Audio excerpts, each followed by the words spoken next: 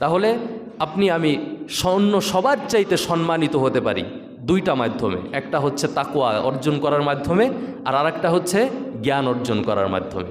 যার ভিতরে জ্ঞান আছে আল্লাহ তাআলা সমাজের ভিতরে তাকে সম্মানিত করে দেন। আমরা মানুষকে সম্মান করি কয়েকটা ভিত্তিতে। একটা হচ্ছে আমরা বয়সের ভিত্তিতে, যারা আমাদের সিনিয়র মুরব্বী আছে তাদেরকে আমরা সম্মান করি। কিন্তু আরেকটা ক্ষেত্রে আমরা সম্মান করি, আপনার চাইতে বয়সে ছোট হতে পারে, কিন্তু তার যদি আপনার চাইতে জ্ঞান বেশি হয়, তাহলে দেখবেন আল্লাহ তার সমাজে সম্মান কম নাকি বেশি দেয়?